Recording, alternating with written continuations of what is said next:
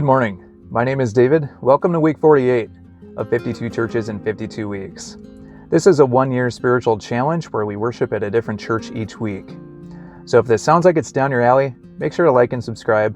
Always appreciate the support. So before I get into this week's visit, I gotta mention real briefly, the reception that I've received for last week's Latter-day Saint General Conference video has been overwhelmingly humbling. So for everyone that has sent me messages, comments, just overall good vibes, I want to say thank you very much.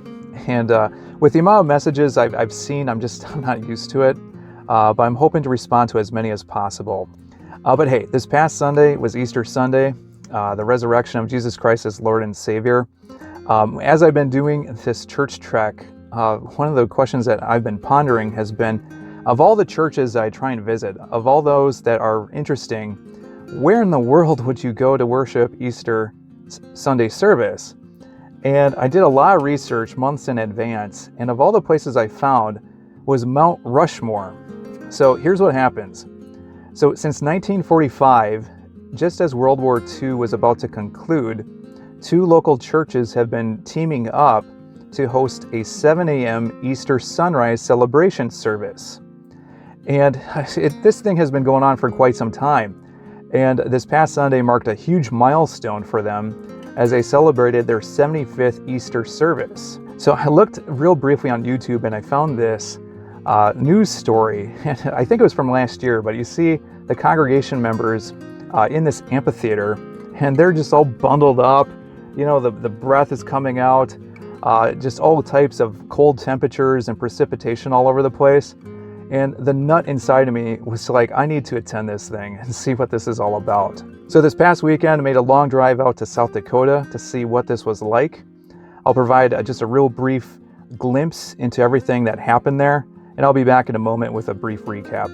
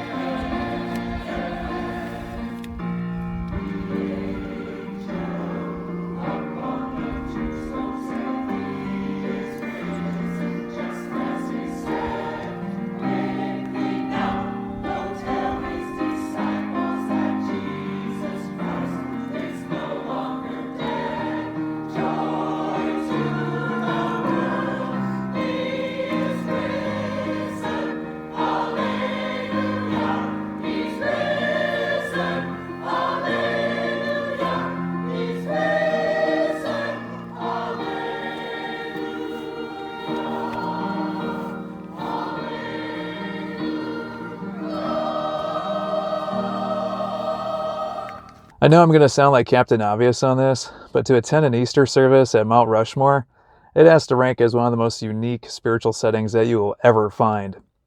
And for the service itself with the liturgy, it wasn't anything to write home about, but it was this setting. It was everything around it, because it added this spiritual and natural component to things. Because I've never been part of an Easter service where you have to wake up at the crack of dawn and you're in this cold weather, cold air is entering into your lungs, and the very first thing that you do at the crack of dawn is you are worshiping Jesus Christ and the resurrection. Like it almost created like this Mary Magdalene component.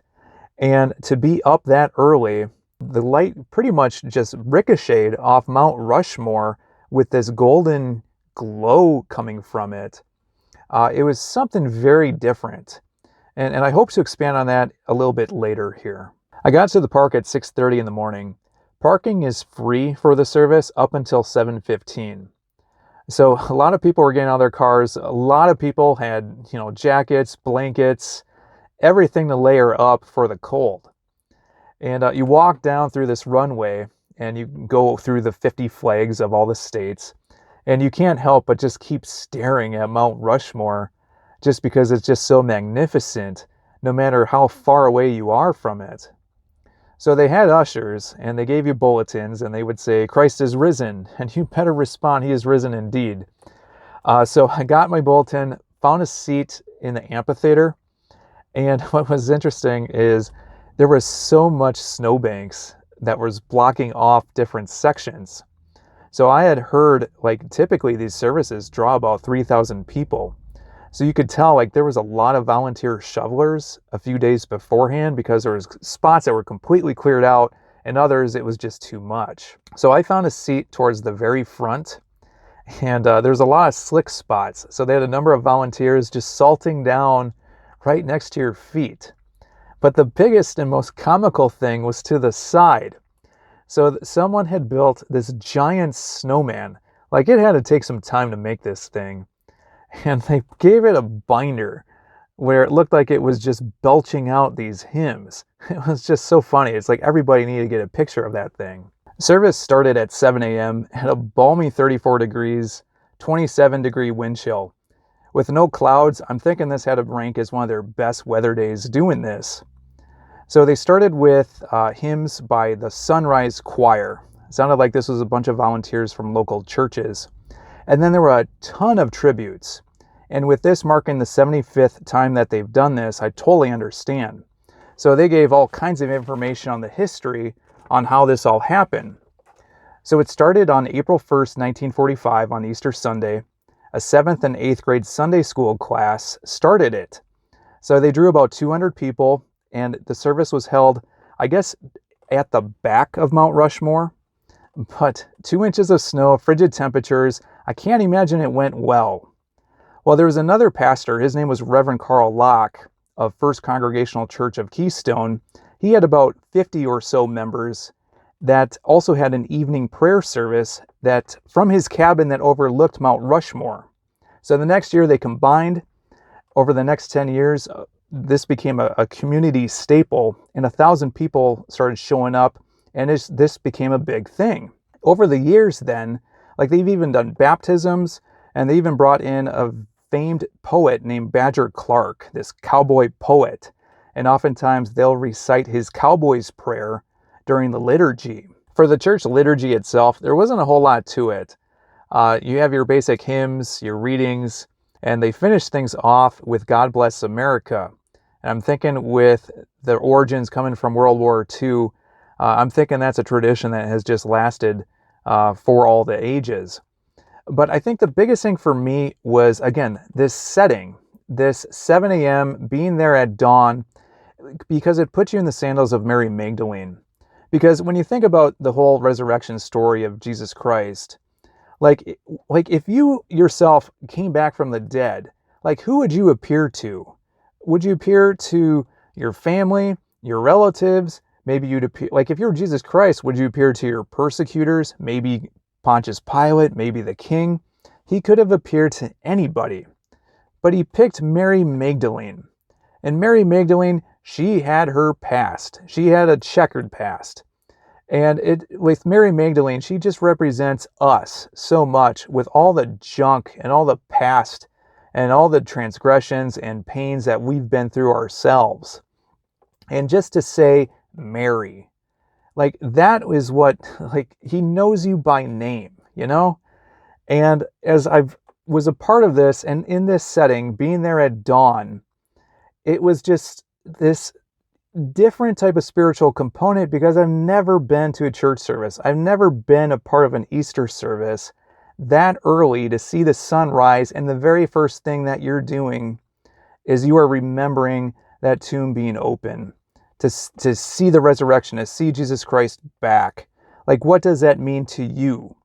And I know I mentioned this in other videos and in my book, but it's like the Christian life is one of death and resurrection.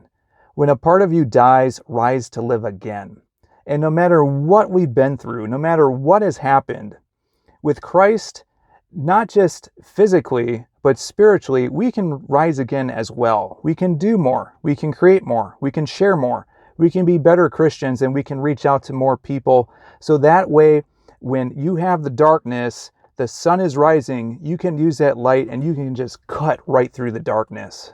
That's going to wrap up week 48. Hope you enjoyed this week's visit to Mount Rushmore for an Easter sunrise celebration. For next week, I have a couple ideas, so if you want to stay tuned for that, make sure to like and subscribe so you can follow along. But until next time, hope you have a good one.